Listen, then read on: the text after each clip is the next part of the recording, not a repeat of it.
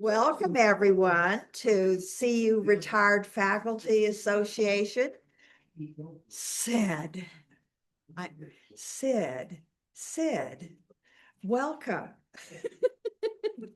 So good to have all of you here, and welcome to the CU Retired Faculty Association. We are celebrating New Year's, and with that, we are inviting Lisa Kistner to speak to us, and she is from a family, a multi-generational family of scientists, and she started out, I think you were going to go into chemistry, and then she fell in love with architecture, and she's brought both of those fields together to create a program of architectural wellness. So welcome. It's so great having you. Well, thank you so much for having me. As Margot said, I am both a chemist and an architect, and I started out with a bachelor's of chemistry, and then I worked for 3 years in the chemical industry in environmental health and safety and industrial hygiene. And then I went to graduate school in architecture, completely different, but then I found them connected because in both cases I was dealing with the happiness, the health, and the longevity of the people who I worked with. The first thing I want to do for everyone is to stop and think about a space that affects you. So a place that makes you feel well. And you can close your eyes and visualize this. I will talk to you about my space in a second, but this could be a place at home. It could be a workplace, it could be a cafe, or maybe a place you've gone on vacation to. For me, I go out onto the deck on Sunday mornings, usually if the weather's nice, and I sit and I do the Sunday crossword puzzle. And on this deck, I live up the canyon, Roosevelt National Forest. I'm surrounded by the trees and the forest, and I breathe in fresh air, and it smells like pine forest and the lavender in my garden. And I hear the birds chirp, and the sun is on me, and I see this view out to Kansas. And I've created my house bunkered into the hillside so that I'm protected from the western winds, and I'm protected from predators as well. My back feels comfortable. And in doing this, I've created a space where I feel my breath slows down. I feel that my heart rate goes down.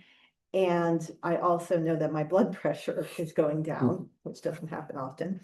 And so I've created a space, and I'm partaking of a space that actually helps me with my own wellness. So wellness is a pretty complicated word, and we're hearing it a lot these days. What is wellness today? That word started coming into our written material around the 1980s, along with Jazzercise and Arnold Schwarzenegger and all that kind of stuff. And now we see it everywhere on TikToks, social media. Everyone wants to tell you about wellness. Now, wellness, when you think about it, it might be a day at the St. Julian, which we all deserve. It's January, so we've all decided to do some sort of exercise routine, and everyone's doing it, right? Keeping up with it. Often online, in my daughter's generation, it's someone who wants to sell you something like a cream or a potion that's going to make you well, and it's usually $50 or $100. And then, of course, there's diet. You have to eat this diet, no, that diet, try this thing, Mediterranean, keto. That's all under this guise of wellness. And if any of these work for you, that's fantastic. Please don't stop. But I'm here to say that I believe that architecture is the first way and the primary way that we can affect our own health and support our own wellness. How do we know this? Well, in the beginning, when we created buildings, we created them to protect us from the natural environment, from predators, from weather, all this stuff. This is the primitive hut. It was an architectural theorist, Jesuit priest in Louis XV's court in France, tired of all this Baroque stuff happening. And he said, let's be simple about how we build. Let's think about a natural build that allows for health for individuals and isn't about gilding something to make yourself look important. That sounds familiar. So he said the primitive hut is made out of nature and it's very simple and it has a purpose to house people and we can learn from that. And how do we know that that's the first way we built maybe 400,000 years ago? Well, when we're in a condition where we need to have protection, we do similar things. So if it's a season of Survivor, and one of the first days that you're on the show, you have to find shelter. So here you go, you create a rudimentary shelter. When we go camping, the first thing we do when we find a spot that we like is we put the tent up before we're cooking, before we're finding a water source. We're creating a tent to create a space that's well for us. Fast forward many centuries, we haven't done a great job with keeping up with the idea that architecture creates wellness. This is a view of tenement housing in New York City in the industrial era, so early 1800s. What happened? The population of New York City in 1800 was about 60,000 people. By the time the middle of that century passed, it had ballooned to 515,000 people. So you had this explosion of population, people coming from other countries, people coming from agricultural lands to partake in the Industrial Revolution. How do you house them quickly? You can't build houses fast enough. So you subdivide single family homes to house 4 to 6 families. And in doing so, you have ruined the wellness of those people. Those tenement houses were rife with cholera. There was stale air, bad air, disease, infant mortality was up, and you had epidemic after epidemic of things like cholera. So by 1867, New York enacted one of the first codes, modern codes, called the Tenement Act, House Act of 1967, where they said bedrooms have to have windows or ventilators. Great, right? They kept building. Developers would just stick a window looking out onto a brick wall and say, check, I did it. By 1879, there was a second Tenement House Act where they had to create a new thing saying, oh no, that window has to have natural light and air access. Things got better. By 1917, we had the first zoning code in New York, and we're on a good roll right now. We're taking care of our people. Housing is better. Fast forward to the next century. Does anyone recognize this building? Anyone from Chicago? No. This is Cabrini Green. Cabrini Green. And there was Pruitt-Igoe in St. Louis where I did my graduate work. Cabrini Green was a Chicago Housing Authority's answer to how to house people quickly and effectively and efficiently. There were neighborhoods in Chicago that were full of crime and poverty, and they said, let's raise those neighborhoods, let's build something modern. And they tried to house 15,000 people in one apartment complex over a block. What happened? Overcrowding. Oh, and they said, well, it'll be great. So we'll handle this by having these trash chutes that work with these tall buildings. It's a modern system. It's going to be great. No one paid to upkeep them, so they stopped working. People stored trash in the hallways. It wasn't because these were, worthless, dirty people or anything. They just couldn't. They were trying to hold on to their jobs, take care of their families, and the building was making it difficult for them. Spaces like green space, they started with green space, but in a system like this, where you'd feel like a number and not like you belong in a space, no one takes care of that green space. Eventually, those places were paved over and you become part of that concrete jungle. It was a disaster. And in 1995, they knocked it down. How can we build better? Okay, lots of people react to this as a brutalist structure, and people have something that they feel is wrong about brutalism. I want you to put that aside a little bit, and I understand the PTSD from buildings like Cabrini Green. This was Habitat 67. It's still around today and loved. Montreal Expo in 67, they had to house people very quickly. So my parents were actually here. They asked the students, architecture students, competition. That's how you get free work, right? Ask your students. And there was a young student named Moshe Safdie who developed this idea of having these prefabricated units that then got craned into locations. And you can tell it looks like a Jenga tower of a whole bunch of randomly placed places, but each person, each family has individuality. They have garden spaces as well that Cabrini Green did not have. Individualized spaces of greenhouses, rooftop gardens. You have space for air to flow, and you have views of the river. So this photo I took off of Zillow, one of these units is for sale now for $750,000 Canadian dollars. So this is still a well-loved apartment complex many years later, 50 plus years later. So when we think about wellness, I want you to observe the space that you're in. I also want you guys to start to understand how can you talk about wellness or think about wellness and architecture in your spaces. And I talk about 8 points of architectural wellness. How does architecture help us access clean and healthy water? How does it help us with lighting, natural lighting? The third point is sound. Sound can be a wonderful thing or a horrible stress-inducing thing. And then air. Air can kill you immediately.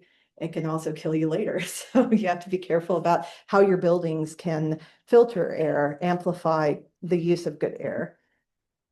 How do buildings connect us with healthy food sources?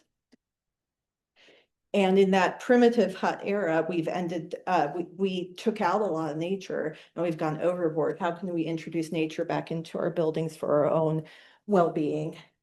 This is the big one. This is why we're all here today. Community.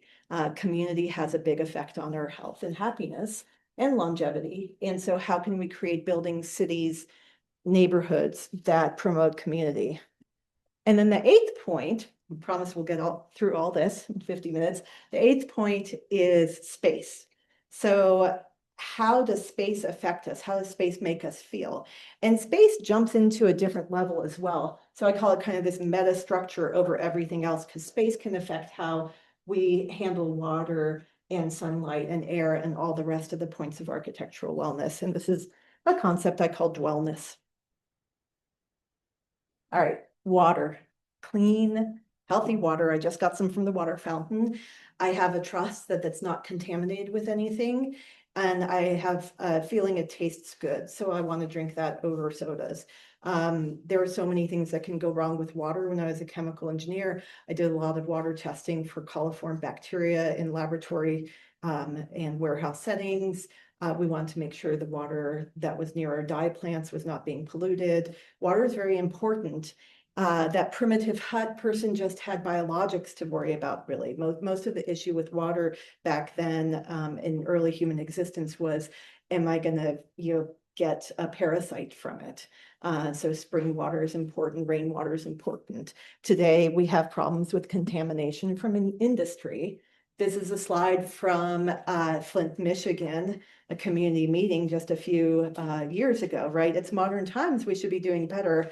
But these poor people in Flint, they decided to change the water source from the Detroit River to the Flint River for economy. They did not check the water. Any chemists here?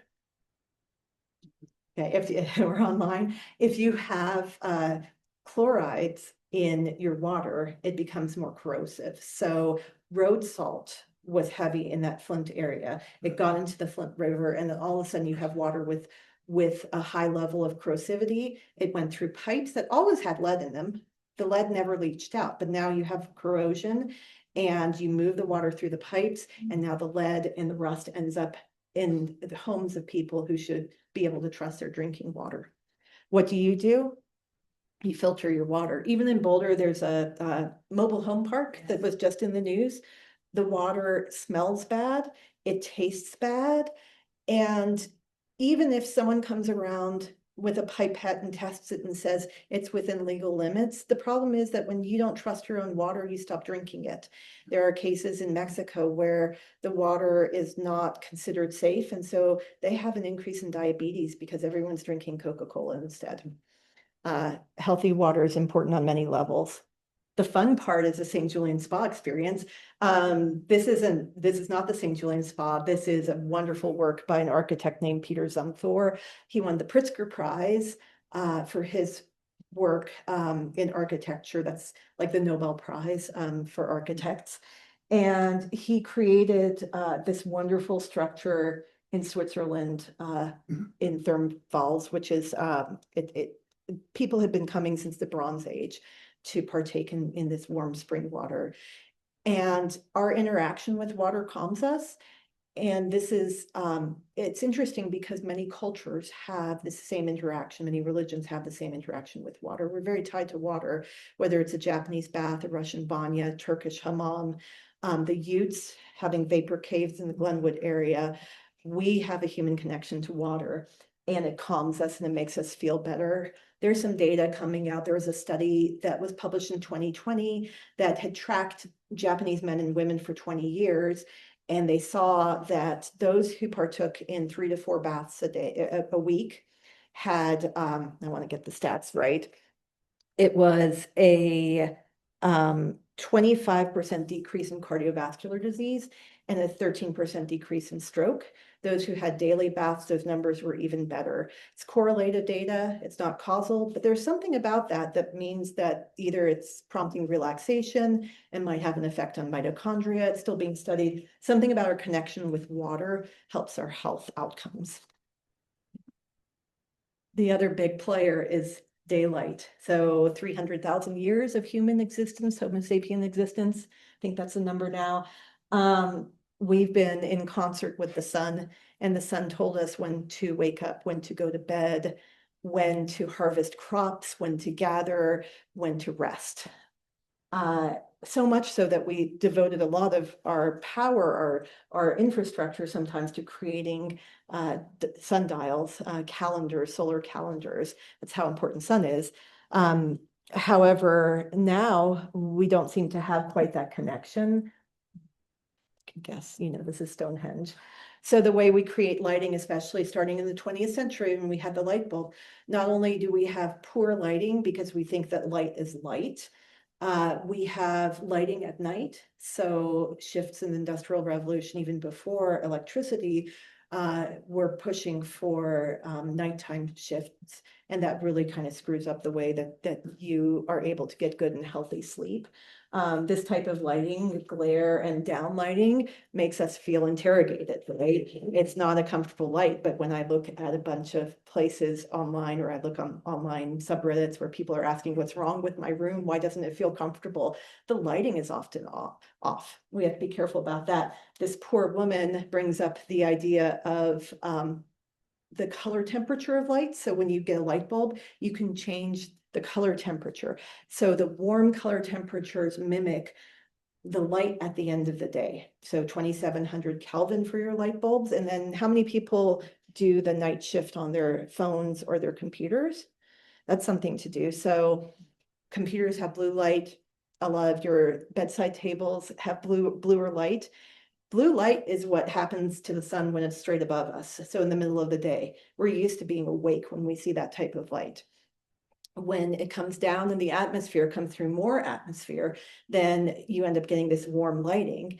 And throughout our existence, we've adapted to understanding that that's what will prompt our melatonin production and make us sleepier and have a better night's sleep. So this poor woman is not doing herself any favors. Let's create spaces where we have natural lighting and a good balance of lighting, and let's create warm lighting in our bedrooms for better sleep. Right. I always like bringing up Louis Kahn, who's one of my favorite architects. He said that architecture first happens when light hits a wall, and he loved natural light. And he was designing in a time when it was the heyday of the artificial light, and museums were made mostly with artificial light because artificial light was not going to damage the paintings. It was easy to control. When he gained the commission from Kay Kimball, does anyone know what this is? This is the Kimball Museum of Art in Fort Worth, Texas. Kay Kimball and her husband had a great collection of old masters who, of course, are wonderful with light. And she said it would be a shame to not have a building that has some focus on the beautiful Texas sun. So Louis Kahn says, yes, I can do that. He created this dome structure with a slit down the middle that gives you natural light coming in. It reflects off of this aluminum baffle onto the concrete roof and comes down. By the time it comes to the paintings, we have natural lighting, doesn't damage the paintings, less electricity use. Also, the building kind of lives and breathes throughout the day. It's a different look in the morning versus the afternoon, or in summer versus winter versus fall or spring. It adds to the dimension of the building. Okay, sound's another big thing. Loud sounds aren't necessarily a bad thing. An alarm can get you out of the building when you need to. People go to concerts at Red Rocks all the time and have hearing difficulties because of it. It can be fun, it can be exciting. It's also causing a stress response. So when, like, my watch dings at me when my decibel level goes too high. I was at my daughter's volleyball tournament in Greeley a couple years ago, and it concrete ceiling, concrete floor, and then for some silly reason they gave everyone cowbells to ding.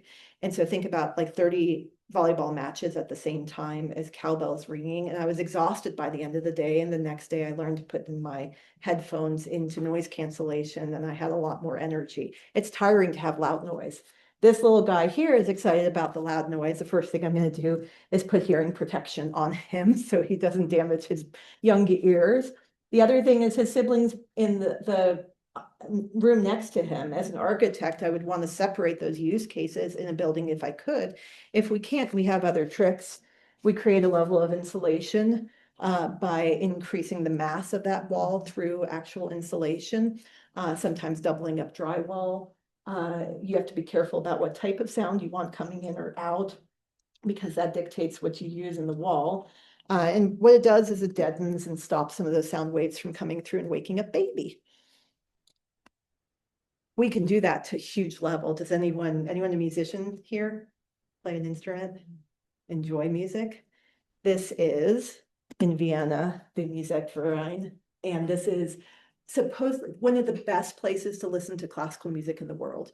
And this was created before we had computers to figure out acoustical engineering. This is what we call a shoebox design. So the dimensions of the actual space are like a shoebox. And then it's highly decorated and ornamented. So when you are playing in an orchestra, you don't need actual amplification through microphones in this space. It works well. The sound bounces off enough times that it becomes a warm tone, because you have echoes in a reverberation time that allows for great listening to classical music. People tune buildings to be able to listen to certain types of music, and this one is fantastic. If we can do this, then we can create houses and offices and spaces that work well. You guys still with me? We're working toward air. So this is another big hitter. Like I said earlier, if we have carbon monoxide, we can't see it, but it can kill us. If we have things like radon, we can't see it, but it can eventually kill us. There's so many things. This is particulate contamination. I think this is Shanghai, up in my mountain abode, looking down in Boulder on a summer day, I can see this. And you guys might not see it down here, but I know that this is what you're breathing in, and we have bad air quality days. Even in Boulder, we're a bit of a bowl, so things settle down, and we have enough automobiles and factories in the area that we have this issue. What are we breathing in? Next slide's kind of fun, because as I said, radon's one of the contaminants we can have in a house. What happens is we have tried to make houses more energy efficient, so we lock them in very tight so air does not exchange and leak out of the house, which is great. Your power bill is less. But we trap things in, and one of the things we trap in is radon. Every house built now in Boulder has to have a radon mitigation system, and we have a high rate of radon in Colorado because it's a uranium escaping from granite. This was 100 years ago in Idaho Springs.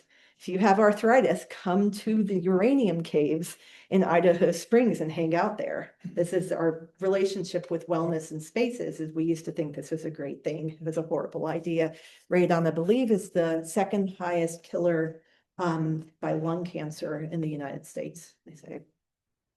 We need to find ways to keep that out of the house.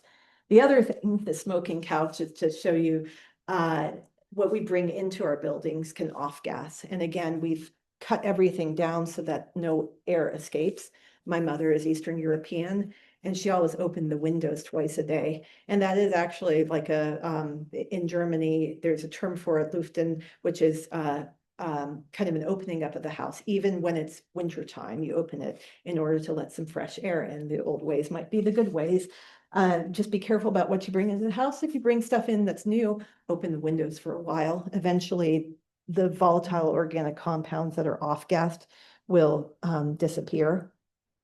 The other part of air is how we feel in buildings in terms of temperature and humidity. Anyone know what these are? These are termite mounds in sub-Saharan Africa. So the termites are pretty incredible because they have a relationship with this fungus, and the fungus likes to be at a certain temperature. So to make sure their mounds are at a certain temperature, they actually have these towers, and the towers do what we call stack ventilation, where the air is moving up through it as it heats, it ventilates out, and it keeps it at the prime fungus temperature. So architects love biomimicry. And this is a building by Pere Architects in Kenya for the Startup Lines campus. This is a group of young people who wanted to be part of technology and create technology startups. You can imagine the number of computers that might be in this building. Computers, lights, people, they all give off heat. It's already a pretty warm climate. You're going to have a huge bill trying to keep that temperature down. So let's create a building that actually helps us mitigate that heat. And so what they did, you can see a little bit of the possibility for cross ventilation, but these stacks, like the termite mounds that they emulate, it's stack ventilation. You have cooler air here, it heats up in the building and comes up into the tower. You let it out there and you get a natural breeze coming through to cool it off. Now think about what we could use that for today. Data centers. We're creating these data centers that put off a lot of heat. It's not just the computing power that's expensive in terms of energy, it's the cooling down of them. Maybe we should start building them like termite mounds to mitigate that energy usage. Yeah. Now we have food. Iowa State University did a study of how long does it take for an apple to go from the place it's grown to a typical Iowan. 1,555 miles. Iowa is an agricultural state, but somehow the apples are coming from elsewhere, probably the Pacific Northwest. But why can't we grow apples where we are? And when you have distance, you do a few things to fresh food. The nutrition degrades, the need for preservatives increases, so you have to wax the apples for transport. I had a clementine the other day and I looked at the package and they injected with something, and I don't know, now that's a little scary. Also, it's expensive to ship. And so you're removing the ability for people of limited means to afford fresh food. And our cities, our communities, our houses have done that. We had a similar problem happening in the 70s with the oil crisis, and the Canadian government said, hey, can we find out a way that that our citizens can actually create their own food in their own location to avoid some of these costs? This is a wonderful building that no longer exists. It was built in Prince Edward Island, which is an exceptionally harsh winter climate, by New Alchemy Institute, Bergmark and Hammerland. And two things that happened here, it's a very typical 70s building, but that was created in order to capture the sun. And they captured the sun for, number one, these tilapia tanks that were put into there so they could harvest their own fish. And they could also harvest their own vegetables. And the tilapia tanks would also heat up. You can kind of see them in the back there. And the vegetable greenhouse area would heat up. And then they had a way through stack ventilation of naturally, they capture that and then it would come to the house at night when it was super cold. It allowed for heating. So it did a number of wonderful things. So as far as architecture and food, let's say yes to community gardens. Let's say yes to farmers markets, community supported agriculture, and even putting like that little bit of a couple pots of herbs at your kitchen window. You're inviting yourself to partake in your own healthy eating. Well, we're talking about plants. Let's talk about nature and bringing nature back into design. And we call that biophilic design. This is my AI generated airport. Airports are horrible places usually, right? High level of stress, you're close to people who get you sick. You end up sick a few days later, in part because of the germs, but also because of the high stress environment. How can we make airports better? We can. This is Singapore's airport, the Jewel Changi Airport. Hopefully you recognize Softy architects. Moshe Softy grew up from being a little graduate student to having his own international firm. And Singapore is a garden city of Asia. And they said, let's create something that celebrates that and is a terminal for the airport that makes people feel better. This is this glass tourist shape. It doesn't look very gardeny, right? But think about what's happening in the middle of that big donut. It's this incredible waterfall structure. And surrounding the waterfall, you can start to see what happens. It's a humid environment and it's full of plants. And it's like no other airport in the world until people started copying in the past few years. But it's good to copy good architecture. You can be around plants. If you have time between flights, you can come out and be a part of this. You can take the tram going back and forth. And the other part of nature is when we interact with nature, it brings out a little bit of risk and a little bit of fun. If you're on a trail, you have to watch your step. That's important. You're paying attention to what you're doing, and that's part of our connection with nature. And so the airport also has spaces for children and other people to play. So we have to make sure our architecture, although we have to keep it safe and accessible, we also want some elements of risk and fun, and that's part of natural design.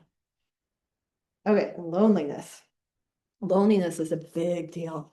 2023, the former administration's attorney general put out a report saying that we have an epidemic of loneliness in the country. And this predates COVID. We were seeing these trends before COVID started.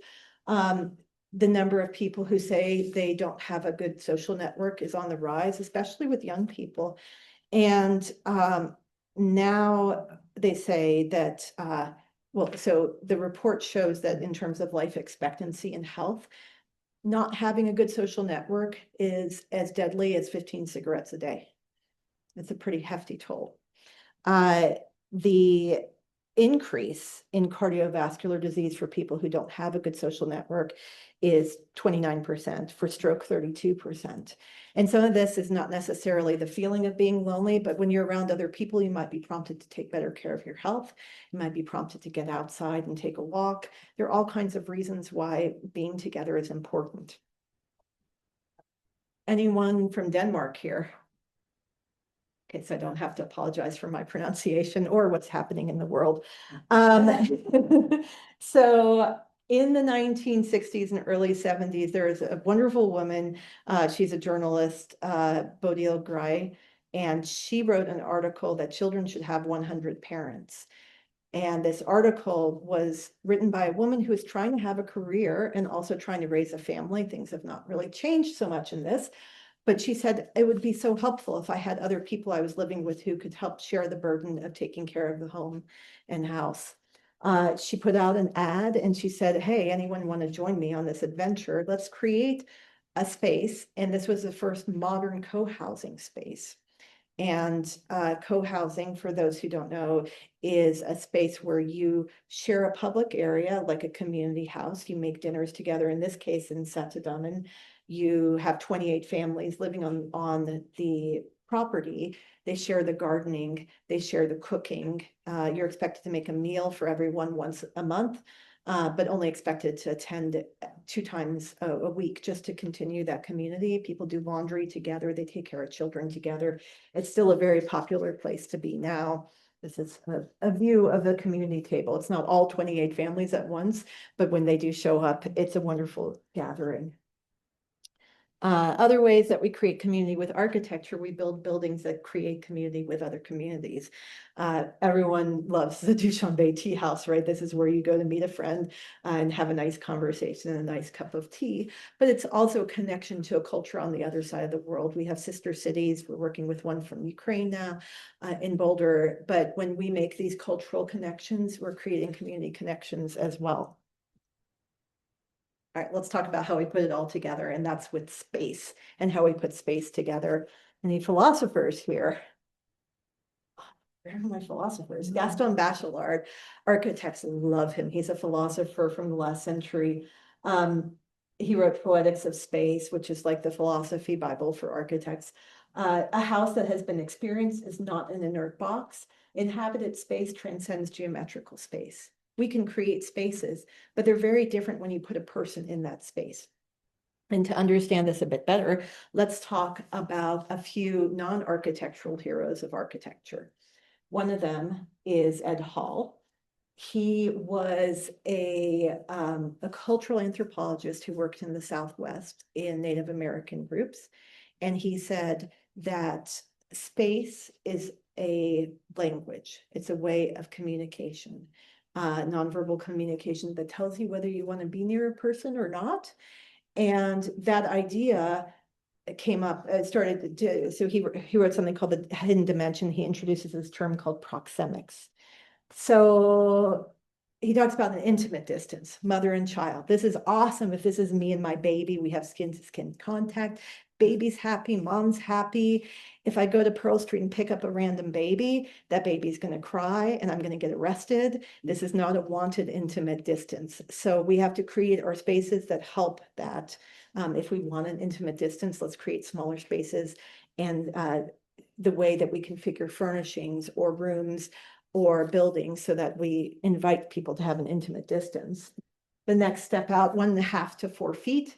That's called your personal distance, bunch of buddies on the couch, a little intimate in some cases, doesn't matter. We like being near each other, and that couch setting helps garner trust, and then also helps make those connections so we can have the silly conversations we're having, we can have that shared experience. Social distance. We heard that a lot in COVID, right? And that was to keep us healthy with a distance so that the germs don't spread. Let's think about what that means. It is not intimate, it's not personal, it's social. It has a purpose, 4 to 12 feet apart. If I'm in a business meeting, I don't really want to be distracted learning about what Jimmy had for breakfast or what Ruth's plans are. We want to talk business. And so we keep a distance so that we don't feel that we have to have those intimate conversations with people, and the space supports that. We get even further out. This is a lecture distance, public distance. Margot, you and I are not quite public, but we're almost there. So public distance is where, you will see that I'm not asking you guys' opinion on much. I'm kind of lecturing. And if you've ever lectured, I had a wonderful chemistry professor, Dr. Bonk, who had 150 people in his lecture. And he's like, if you interrupt me, we can't get through general chemistry. So come to me for questions afterwards or office hours. But I want to have a distance where I'm just speaking to you and it's non-interactive. And that's important because it's stressful if I'm in Pearl Street and I have to talk to everyone I see. I want to get to my restaurant or whatever. Does anyone recognize this film? Citizen Kane? Yeah, so Orson Welles was a master of this because in a 2-minute montage, he shows a dissolution of a marriage. And he starts out with him, Citizen Kane, his wife, at the table. They actually pass each other, they touch each other, they're close, they're intimate. By the end of that montage, that's their breakfast table. So what does this mean? It signifies to us, the viewer, that this is not a personal, intimate distance anymore. It's actually quite impersonal. What do you do in your own homes? Well, when you're gathering at the table, it's okay to be close when there are people who you love. And having these grand dining rooms isn't necessarily fomenting a family, joining. It's hard to have good conversations if you're all the way across the table in an impersonal distance. Next hero is, so this guy is J. Appleton. He was a geographer, a British geographer, and he wrote The Experience of Landscape. And he very astutely said that we are both predator and prey, and that informs how we feel in spaces. Okay, so we want to feel that big view. We want to see that expansive view. My father says when he's on that deck with that view that he could write the great American novel. You have big dreams, you see big things, but you also want to be protected. So it's the Italian mob boss who wants to have his back in the restaurant. He feels comfortable like that because he's worried about who's coming through the door. Everyone know this one? Mesa Verde. How many people have been here? Yay, okay, quorum. It's an incredible place to visit. If you haven't, you feel a great sense of protection when you are in those cliff dwellings. You feel hunkered in, and the ancient Puebloan people did that purposefully. Predators can't find you. They can also have a great view down to the valley to track herds of game or see enemies. The architect who really did a fantastic job with Prospect and Refuge before it was a thing. Does everyone know this one? Yes. Yeah, so this is Falling Water, or as they call it, the family who owns it calls it Rising Mold. It's kind of a disaster, technically speaking, but boy, it's in a beautiful location and it's a well-loved piece of architecture. I had the lovely chance to visit it a few years ago. And the spaces are incredible. We see it in the landscape. This is the view we usually see. What I want you to see is what the bedrooms are like. They are small. They are small, they're hunkered in, they're cozy. Interesting fact, the smallest bedroom has a ceiling height of 6'4", which in today's code would be called uninhabitable space. You can't have a bedroom with low ceilings like that. Think about what that means. Well, why did Frank Lloyd Wright use this? He called it compression and release. You're compressed in the space, and then when you go out and see the view from that bedroom, it has more of an impact. That's playing on that Prospect and Refuge. What's happening today in architecture or in the past few decades? In the 1950s, my daughter's in the housing in Martin Acres. Ceilings are pretty low there, right? 8-foot ceiling. That's because we had to build them quickly, because of the government labs coming in. We had to house people. Also energy. We didn't want to expend too much energy, so we kept the ceilings low in a climate that needs to have heat. Very smart, very appropriate. In the 70s, after passing the oil crisis and into the 80s. So really more the 80s and 90s and the McMansion era, we start creating the great room. And the great room's great. I could host a huge party here. It would be great to have like 10 people here milling about, or multi-generational family milling about. But in reality, it's usually just one person. And it's okay to just, it wouldn't be very comfortable to actually sit in that chair and read a book. I would feel a little bit uncomfortable with that huge expansive space. It's okay to have that space as long as you have the other spaces. But what we're doing is creating this, my AI version of the current housing. Developers think this looks good. People think this looks good. It looks like a comfortable, pleasant space. Architects are creating like this because it looks good in magazines. But the reality is that you don't feel comfortable if now you have a great room, a great kitchen, a great dining room. The primary bedroom is tall. The kids' bedrooms are tall. They hate that. The little kids want to be in cozy, comfortable spaces. And so now we have this huge space that's not comfortable. And guess where we all end up?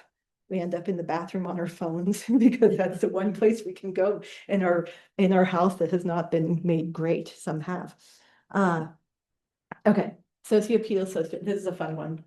This guy, Humphrey Osmond, was superintendent of the biggest mental health hospital in Saskatchewan. He dealt with a lot of schizophrenics, people who had serious mental breakdowns. And the Canadian government said, hey, we're not doing well by these people. They're suffering. It's overcrowded. Let's build new hospitals. Let's figure out what works best for them. So he enlisted the help of a Japanese Canadian architect in the 50s, so you can understand where he's coming from in that climate. And his name's Kiyoshi Izumi. And he said, let's make a space that's better for schizophrenics. So it was the 1960s by then. And guess what they did to understand that? Chemists. They gave the architect LSD. So they dosed him with LSD so he could understand what it might be like to be a schizophrenic. And this architect, bless his heart, he said, I saw a crack in the wall and it frightened me. And I imagined it was a huge crevice. And it's a typical fear suffered by schizophrenics. The other thing that they found was in viewing the schizophrenics and tripping on LSD, is they realized that people like to have options in their spaces. So people don't like to be forced into spaces where they have to be with people. They want to have options. And they came up with this idea of sociopedal and sociofugal. Sociopegal, this is my AI generated Ivy League quad, right? Where we always loved coming out to a space where we could be in a seminar type of setting. This person's going to have a very difficult time keeping her opinion to herself or not participating. You can't be on your phone when everyone's facing you. It invites discussion. So any type of seating like this, that's not like this, invites discussion. That's architecture working on you to make connections with people. Sociofugal spaces are solitary, non-interaction space. It doesn't even have to be solitary. It can just be non-interactive with other people. It's not a bad thing. If my daughter is studying astrophysics and she needs to get some equations done, talking to her friends is not going to help. She's in a cubicle doing her work. This is Louis Kahn again, the Exeter Library, where he creates beautiful natural light coming in, but these cubicles so people can pay attention to what they're doing. A sociofugal space can be a classroom as well. If you're giving an exam, you don't want people to be invited to talk to one another generally. So you create spaces where everyone's facing in the same direction and has, again, some level of social distance. Okay, last bit, thanks for hanging on. Symmetry. My father's a physicist. He did supersymmetry. When we talk about symmetry, it's a strange conversation. But what I note is that the universe loves symmetry, or we love seeing the universe in terms of symmetry or understanding it in terms of symmetry. Architecture is the same thing. Do we have artists here? Are you guys all scientists? Is all scientists? I love it. Yeah. Scientists and tech people, that's okay. That's what I grew up with. This is Raphael's School of Athens. He makes a 2D work of art into a 3D work of art with symmetry.